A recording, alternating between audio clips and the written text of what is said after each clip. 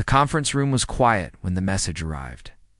Commander Jake Morrison stood by the large window that looked out into space and watched the stars drift slowly past the station. He had been stationed at the Galactic Council headquarters for 2 years now and had grown used to the steady rhythm of diplomatic life. Meetings were scheduled months in advance, and every word was carefully chosen, and nothing ever happened quickly. That was how the council worked, and how it had worked for thousands of years. His communicator beeped 3 times in rapid succession. That was the emergency signal. Jake turned away from the window and pulled the device from his belt. The screen showed a priority message from Earth Command, and the timestamp indicated it had been sent 4 hours ago. For hours was nothing in deep space, but for an emergency transmission it felt like an eternity. He opened the message and read the first line. Then he read it again. His hands started to shake, and he had to grip the edge of the desk to steady himself. The words were simple and direct, and they changed everything. Keeper's Ridge was gone. All of it. Every building, and every person, and every dream that 8,000 colonists had carried with them to the Outer Rim. The Kresh Dominion had attacked without warning and without mercy.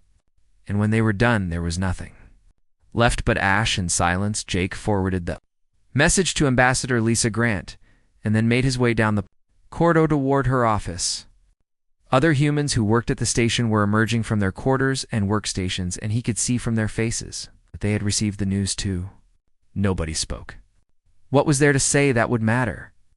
A young woman named Kelly who worked in communications was crying quietly, and an older man named Frank, who handled logistics, just stared at the wall with empty eyes. Lisa's office door was open when Jake arrived. She was standing behind her desk reading something on her screen, and her expression was perfectly calm. Too calm. Jake had served with Lisa during the Mars conflicts 20 years ago, and he knew that look. It was the look she got when she was forcing herself to think clearly through rage that wanted to consume everything. She looked up when Jake entered. You saw it then. The whole station has seen it by now. Lisa nodded slowly. The council has called an emergency session. Speaker Voth wants to address the situation. Immediately, the way she said the word situation made it sound like something distasteful she had found on the bottom of her shoe. What are they going to do? What they always do. Talk. File protests. Form committees to discuss sanctions that will never actually happen. Lisa closed her screen and walked to the same window Jake had been looking through earlier. 8,000 people, and they're going to give us paperwork. The emergency session was held in the Grand Chamber, where the council conducted all its important business. The room was enormous and circular, with seating for representatives from 200 different species. At the center was a raised platform where Speaker Voth stood when he addressed the assembly. Jake took his place in the observation gallery, where junior staff were allowed to watch but not participate. Lisa walked down to the floor alone. Human delegation members were supposed to have assistants with them, but she had waved everyone off. Jake watched her cross the polished floor and take her position at the human section. She looked very small down there, surrounded by aliens who were twice her size or had 4 arms or floated in containment fields. But she stood straight and looked directly at Speaker Voth without blinking. Voth began speaking in his native language, and the translation came through a moment later in the earpiece. Jake War. We gather today in response to a tragedy. The human colony designated Keeper's Ridge has been destroyed by military action from the Kresh Dominion. This council extends its sympathies to humanity and to the families of those lost. Sympathies. Jake felt something cold settle in his stomach. They were going to offer sympathies. Voth continued. The Kresh Dominion claims that Keeper's Ridge was established in territory they had previously marked for expansion.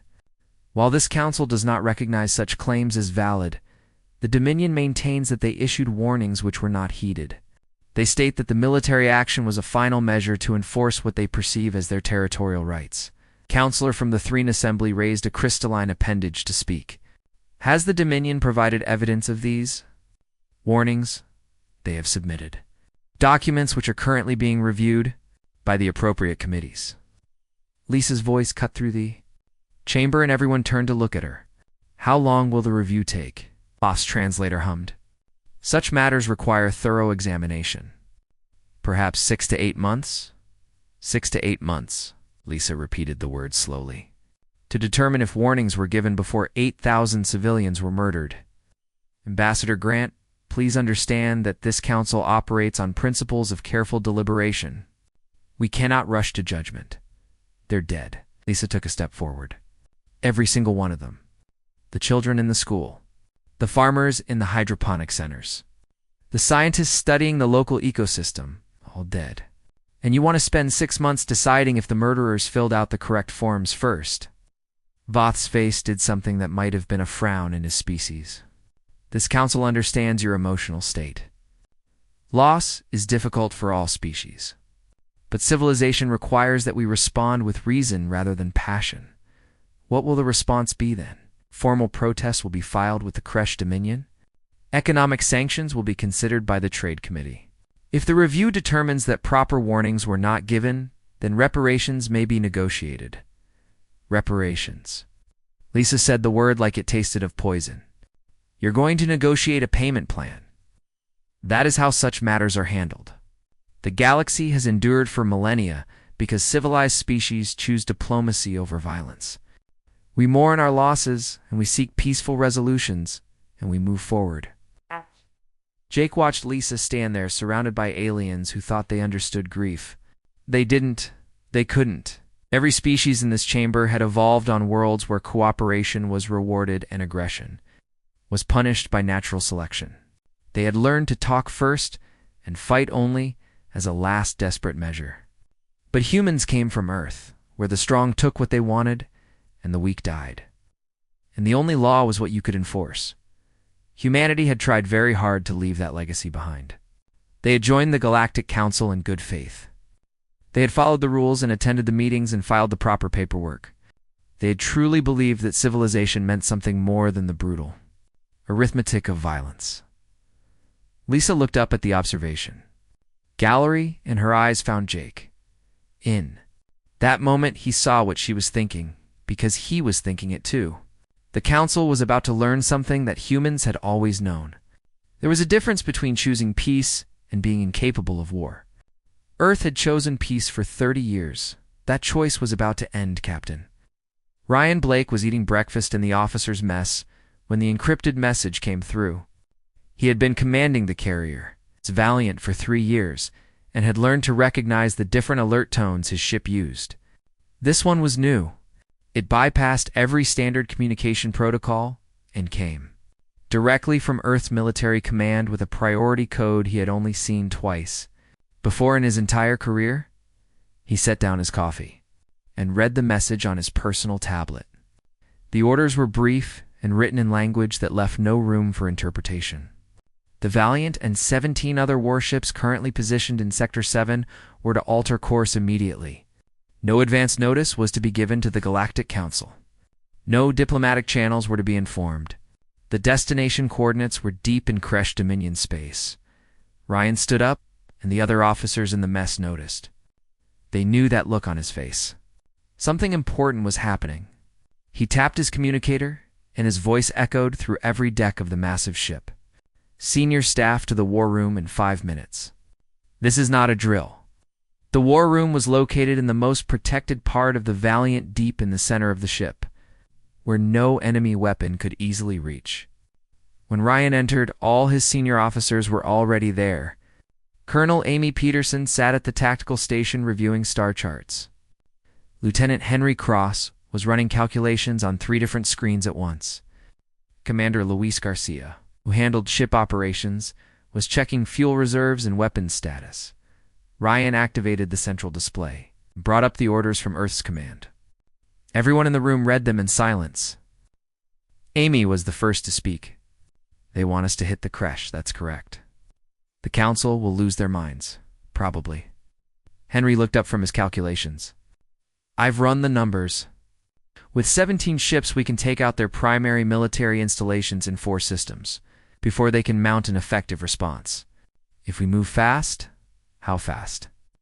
We need to be in position within 36 hours. After that, their long-range scanners will detect the fleet movement and they'll start shifting their defensive formations. Ryan pulled up a detailed map of Kresh space. The Dominion controlled 14 systems and had been a major power in this region of the galaxy for 400 years. They had never lost a war. Their military was considered one of the most powerful outside the Council's own peacekeeping forces, and they had just killed 8,000 humans because those humans had built farms on a planet that Kresh wanted.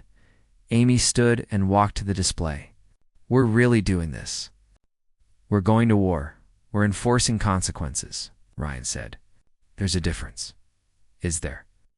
The Kresh think they can murder our people, and the worst that happens is some trade sanctions in 6 months. We're going to teach them different. Louis spoke up from his station. What about the civilians? Kresh colonies have families and children just like we do. We're not targeting civilians. Ryan brought up another screen showing specific coordinates. Every target on this list is military. Shipyards and weapons platforms and command centers and fleet bases. Earth Command was very clear about the rules of engagement. We follow every single protocol in the Galactic Conventions. But within those rules, we hit them so hard they never think about touching a human colony again. The Valiant changed course 30 minutes later. Across Sector 717, other warships did the same. The Galactic Council's monitoring stations noticed the movement, but assumed it was a routine repositioning. Human ships had been conducting increased patrols since the Keeper's Ridge attack. It made sense that they would consolidate their forces too. Protect other colonies? Nobody suspected that the humans were going on the offensive. Why would they? In 30 years of Council membership, humanity had never shown any military aggression. They had been model citizens who attended every committee meeting and filed every required form and resolved disputes through proper diplomatic channels. The idea that they would launch an unauthorized military strike was simply unthinkable. On Earth, President Claire Davidson sat in a secure conference room with her military advisors and cabinet members. The decision to authorize military action had not been easy. She had spent 6 hours in discussion with the Joint Chiefs and another 4 with her senior diplomatic staff. Everyone understood what this meant. Humanity was about to violate every treaty they had signed with the Galactic Council. There would be consequences, but there would also be consequences for doing nothing. 8,000 people were dead, and the Council wanted to form a committee. If Earth accepted that response, then every hostile species in the galaxy would know that humans could be killed without real punishment. More colonies would be attacked. More people would die. And eventually humanity would be forced to fight anyway, but from a position of weakness instead of strength. The vote had been unanimous. Every person in that room understood that sometimes the choice was not between right and wrong, but between bad and worse. They chose to show the galaxy that humanity was not weak, that their years of peaceful cooperation had been a choice, not a limitation, that they remembered how to fight, and when pushed far enough, they would fight with everything they had. Claire looked at the tactical display showing the tactical positions of all human military assets. The Valiant and its battle group were just one piece of a larger operation. Other fleets were moving into support positions. Ground forces were being prepared. Supply lines were being secured. In 72 hours, the entire human military would be ready for whatever came next. Her chief military advisor, Admiral George Kent, stood beside her. Once this starts, there's no going back. I know. Council will demand we stop. They'll threaten sanctions and expulsion, and probably military action of their own. Let them threaten. Claire's voice was steady. We didn't join the Council to let our people die unavenged. We joined because we believe civilization meant something. If we're wrong about that, then we need to know now. George nodded slowly. The crews are ready. They know what happened at Keeper's Ridge, and they know what we're asking them to do. What about casualties? Our own, I mean. There will be some. The Kresh military is good, and they won't surrender easily. But our tactical advantage is substantial. We've been studying their formations and strategies for 3 years. They've been studying ours too, but they're about to learn we've been holding back. Claire thought about that. The galaxy had seen human military exercises and war games. They had watched human ships maneuver and human troops train. But everything they had seen was filtered through the lens of Galactic Council doctrine. Measured responses and proportional force and rules of engagement designed to minimize casualties on all sides. What the galaxy had not seen was what humans were capable of when they stopped. Fighting by someone else's rules. Ryan Blake stood on the bridge of the Valiant and watched the stars stretch into lines. As the ship jumped 2 faster than light speed, around him the bridge crew worked with calm efficiency. Nobody spoke about what they were going to do because everyone already knew. They had trained for this moment, even though they hoped it would never come. Now it was here, and there was nothing left to do but execute the mission. Amy appeared at his shoulder. 16 other ships just confirmed course change. We're all moving information. Time to contact with Kresh Space. 28 hours. Ryan looked at the display showing their destination. A Kresh military shipyard that produced 6 warships every month. In 2 days, it would be debris. Make sure all crew members understand the rules of engagement. No civilian targets. No unnecessary casualties. We're not here to commit atrocities. We're here to end a threat.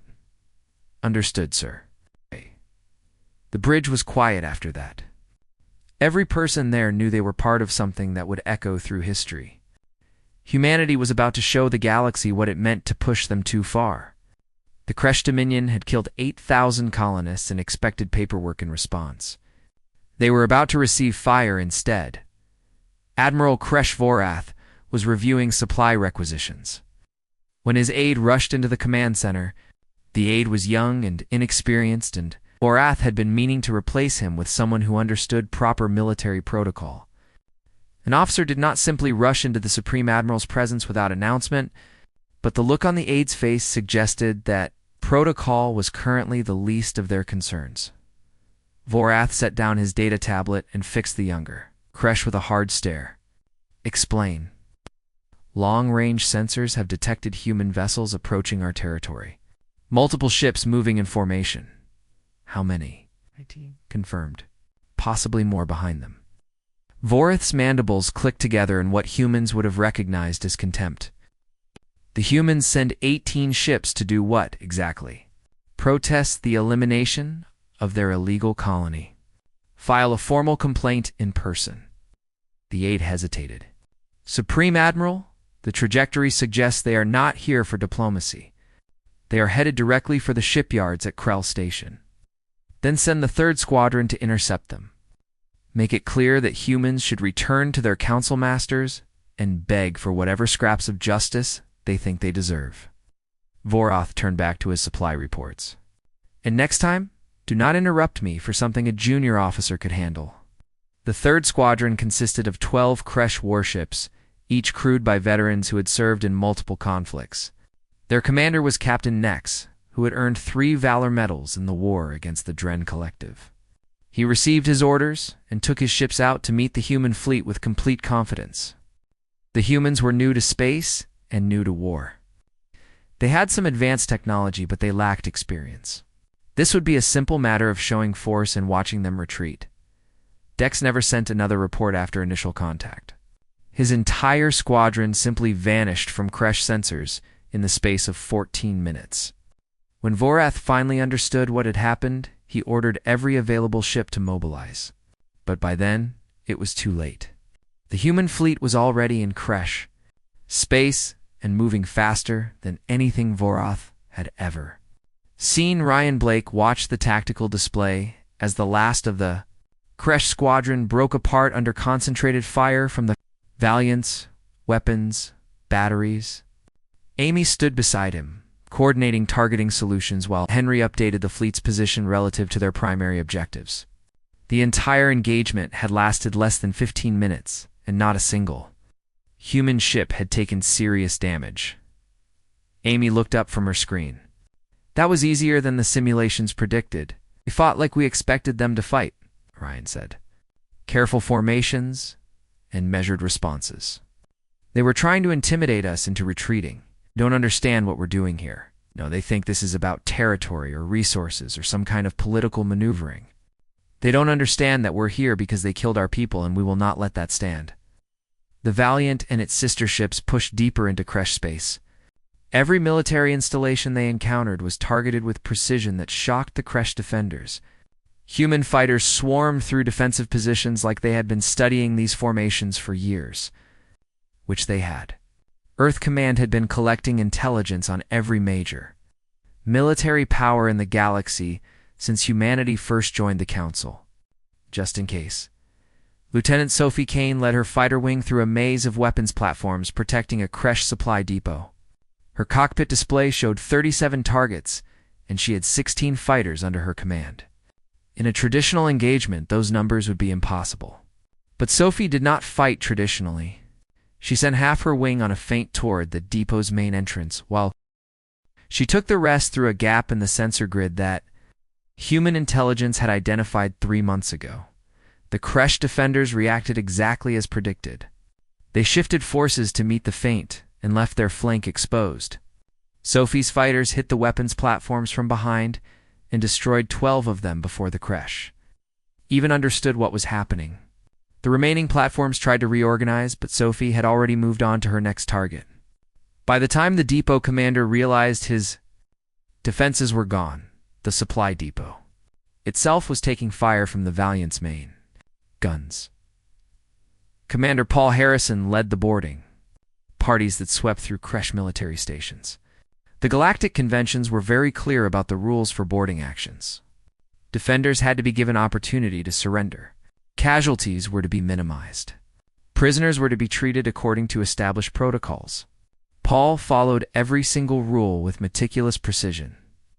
What the conventions did not account for was the speed and efficiency with which human soldiers could execute those rules.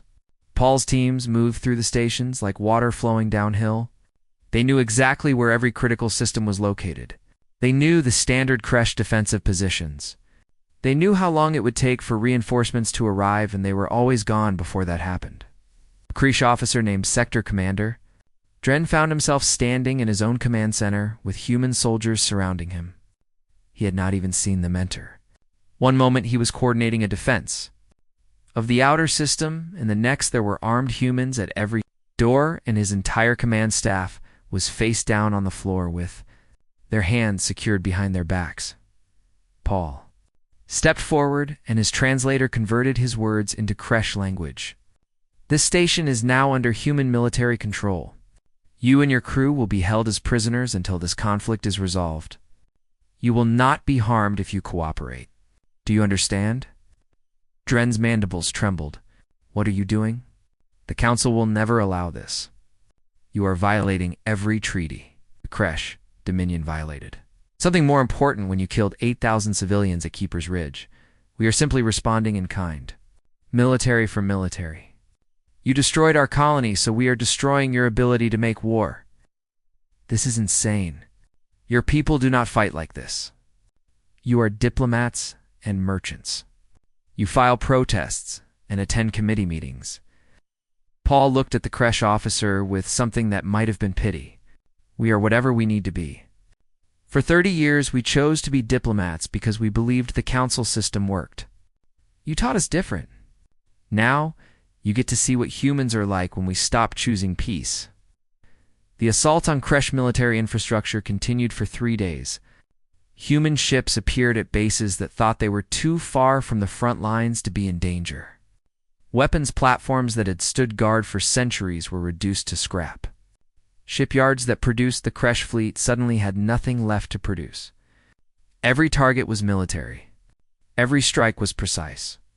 And every engagement ended with Kresh forces either destroyed or in retreat. Admiral Vorath watched his military fall apart and could not understand how it was happening. The humans had 18 ships. The Kresh Dominion had 300.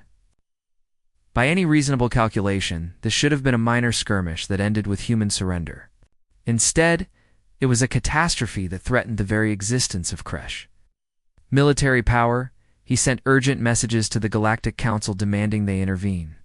He threatened retaliation against other human colonies. He offered negotiations and ceasefires and anything else he could think of that might make the humans stop. But the human fleet did not slow down. They moved through Kresh space like a force of nature that could not be reasoned with or bargained with. On the fourth day, Ryan received new orders from Earth Command. The message was brief. Primary objectives achieved. Begin withdrawal. He gave the order, and the human fleet started to pull back from Kresh territory. Behind them, they left a military power that would take decades to rebuild. Ahead of them was the Galactic Council and whatever consequences would come from their actions. Amy stood beside Ryan as the Valiant jumped faster than light speed. What do you think happens now? Council will demand explanations. They will threaten sanctions. They might even try to use military force to punish us. Are you worried? Ryan thought about the question. He thought about 8,000 people who died at Keepers. Ridgie thought about the Kresh Squadron. They had destroyed and the bases. They had bombed and all the violence they had, committed in the name of justice. Then he thought about what would have happened if they had done nothing.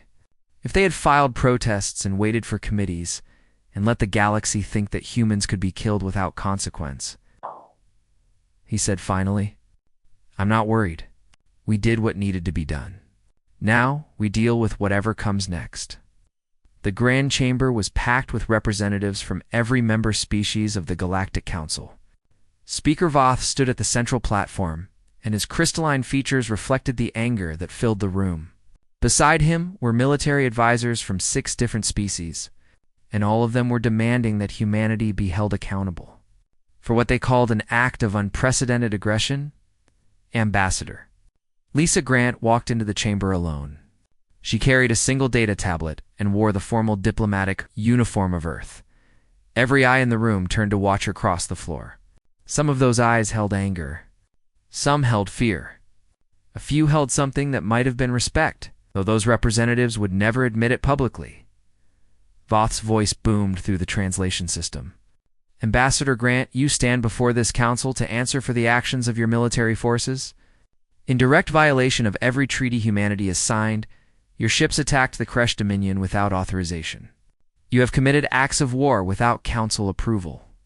You have violated the fundamental principles upon which this body was founded.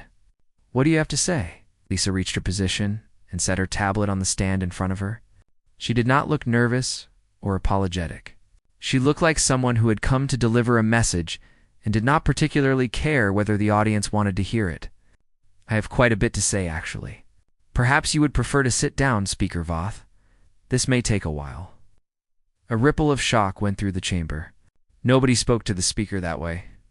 Voth's translator hummed with static as if struggling to process the sheer audacity of her words. You will address this council with proper respect. Will address this council with the same respect it showed my people when 8,000 of them were murdered. Lisa activated her tablet and the central display filled with images. This is Keeper's Ridge before the attack. That building there was a school. 300 children attended classes there every day. This section was the agricultural district where families grew food using techniques developed over generations on Earth. And this was the research station where scientists were studying ways to make the colony self-sufficient within 5 years. Changed the image, and now the display showed ruins, scorched earth and collapsed structures, and nothing living anywhere in sight. This is Keeper's Ridge after the Kresh Dominion decided to make a point about territory. 8,000 people gone in a single afternoon.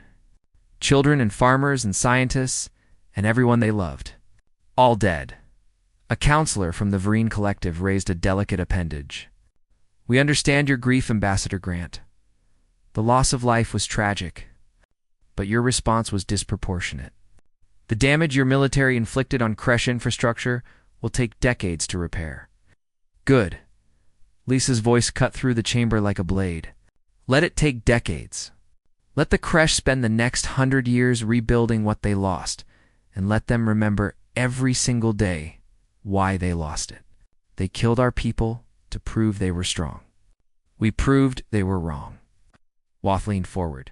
You speak of proportionate response. The Kresh destroyed one colony. You destroyed their entire military capability. How is that proportionate? The Kresh killed 8,000 civilians who had no way to defend themselves. We destroyed military targets operated by soldiers who chose to serve a government that murders colonists.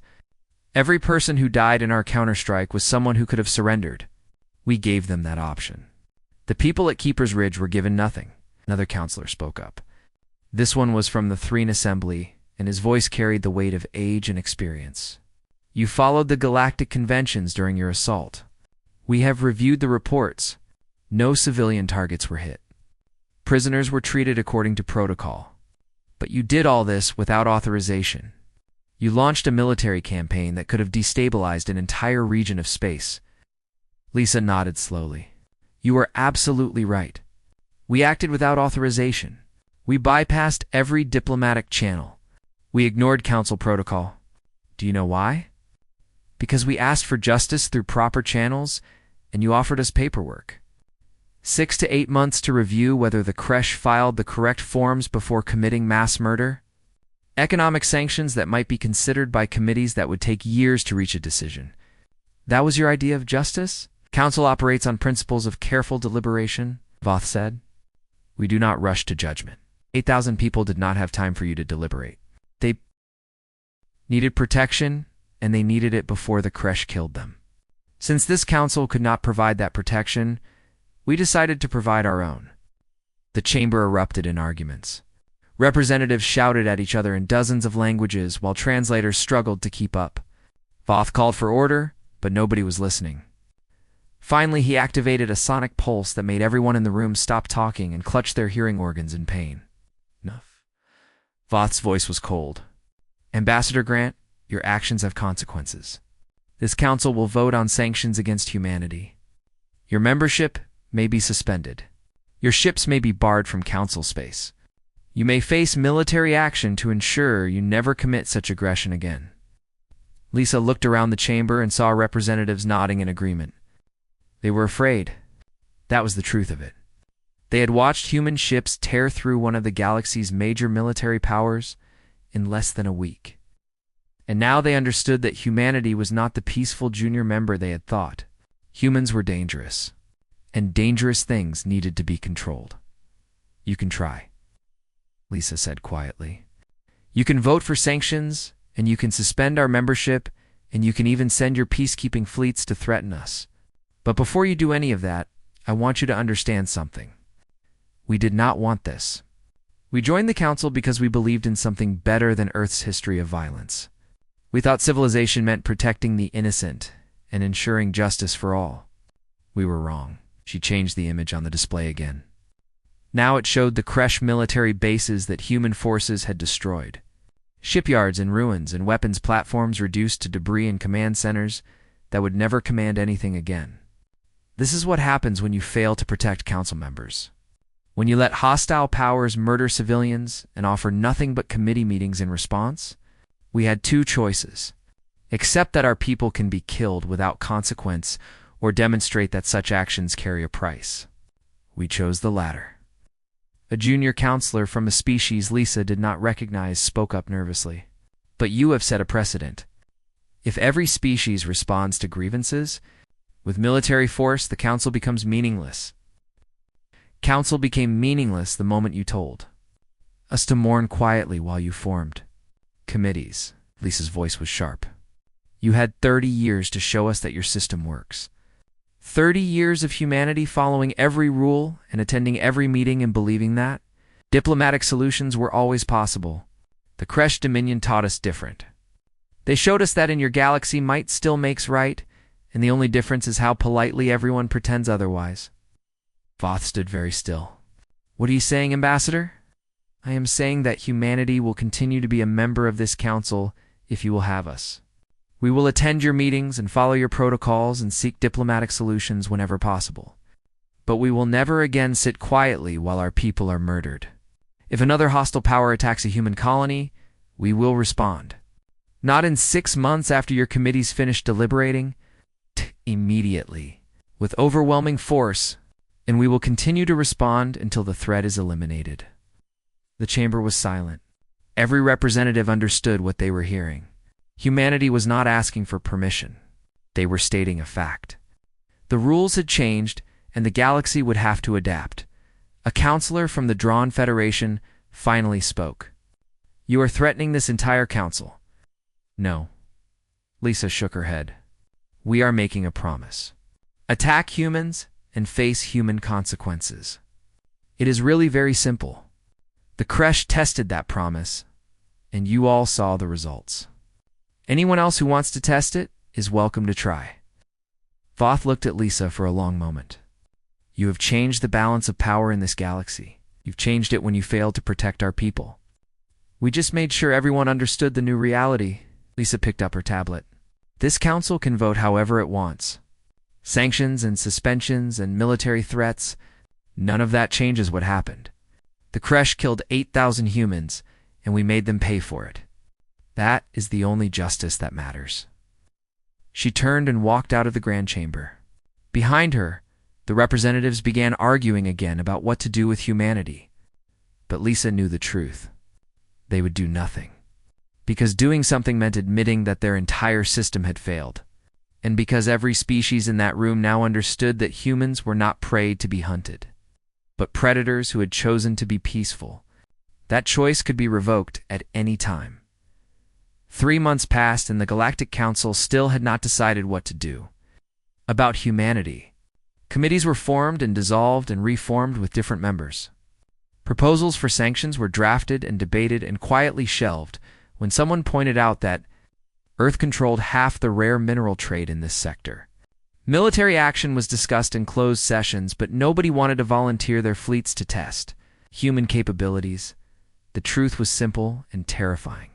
Humanity had become the most powerful military force in known space, not through conquest, but through a single demonstration. 18 ships had destroyed the military infrastructure of a 400-year-old empire in less than a week. Every species with any sense of self-preservation was doing the same calculation. If the humans could do that to the creche, what could they do to us? Captain Ryan Blake stood on the observation deck of the Valiant and watched Earth grow larger in the viewport. His ship was returning home for the first time since the operation began, and he still was not sure how he felt about what they had done.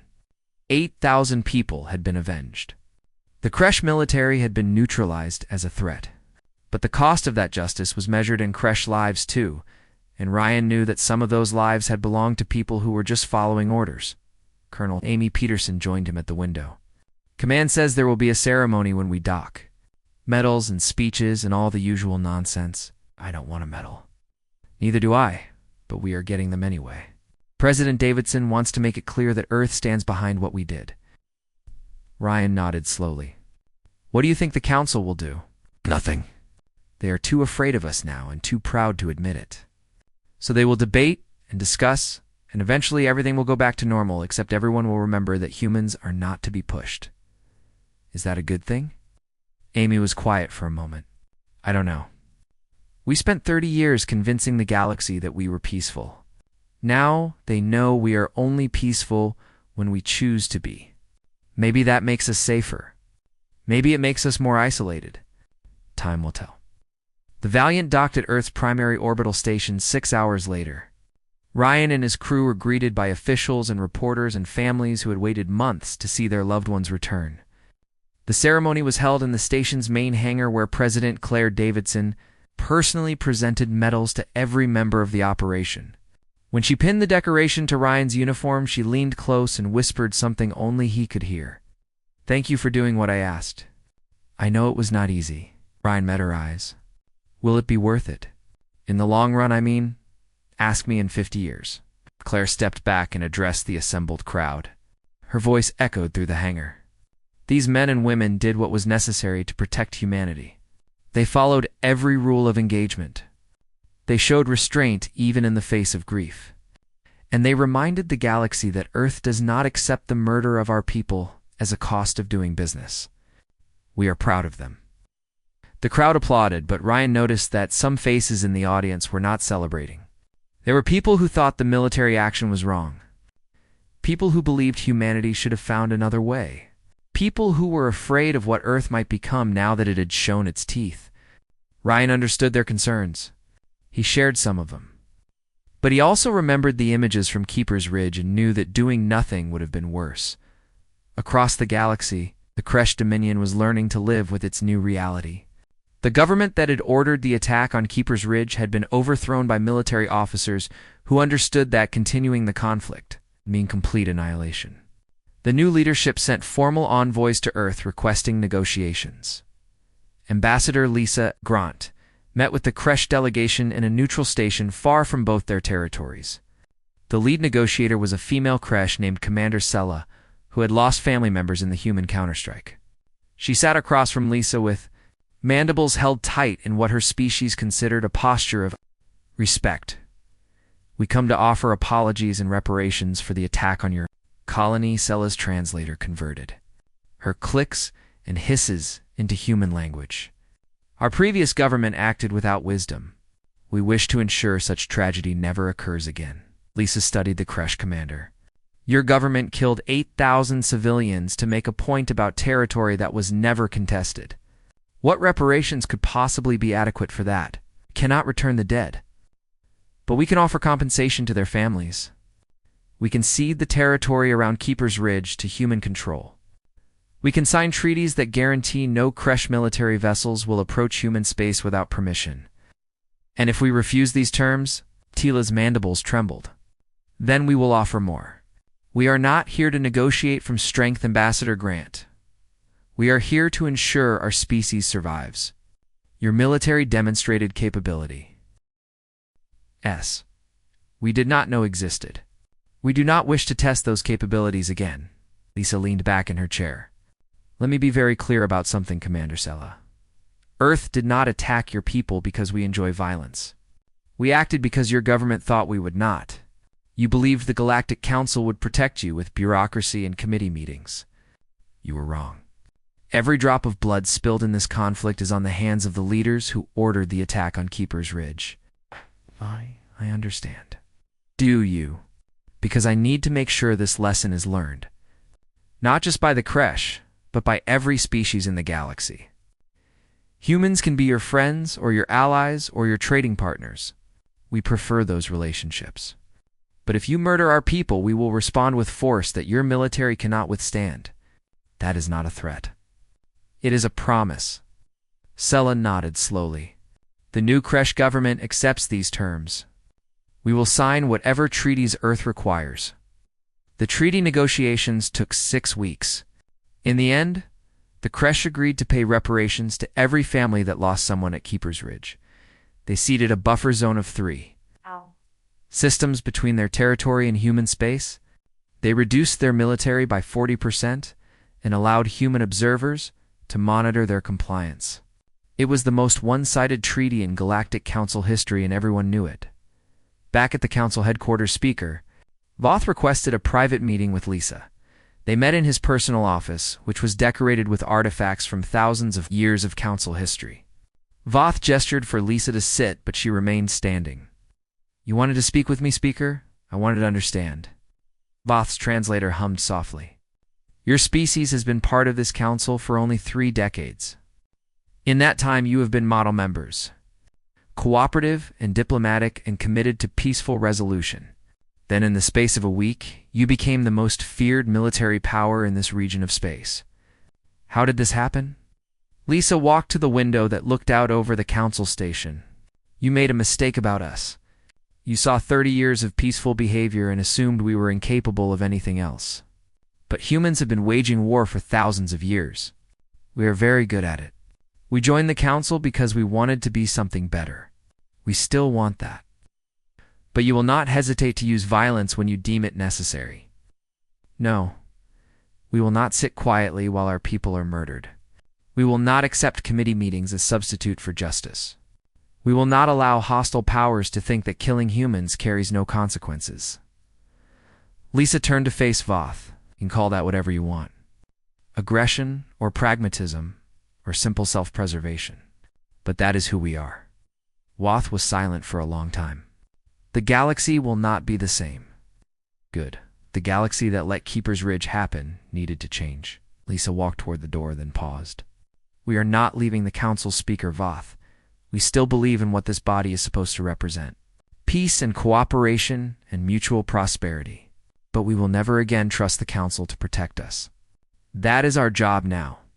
If you can accept that, then humanity will continue to be a productive member. If you cannot, then we will find our own path. And if the Council tries to force you to comply with sanctions or restrictions, then the Council will learn the same lesson the Kresh learned. We prefer peace, but we will not accept subjugation. Choose wisely. She left Voth standing in his office and made her way back to the human section of the station. Jake Morrison was waiting for her with a message from Earth. President Davidson wanted her to return home for consultations. There were decisions to be made about humanity's future relationship with the Council, and the President wanted Lisa's input. Lisa looked out at the stars and thought about everything that had changed. 3 months ago, humanity had been the junior member of a galactic civilization. Now they were a power that other species feared and respected in equal measure. The cost of that transformation had been high. Lives lost on both sides. Relationships damaged. Trust broken. But the alternative had been accepting that human lives were cheap and human. Grief was something to be managed with paperwork. She activated her communicator and sent a message to Earth confirming she would return on the next available transport. As she did, Commander Jake Morrison approached with another report. The Thren Assembly has requested formal talks about mutual defense. The Drawn Federation wants to discuss trade agreements.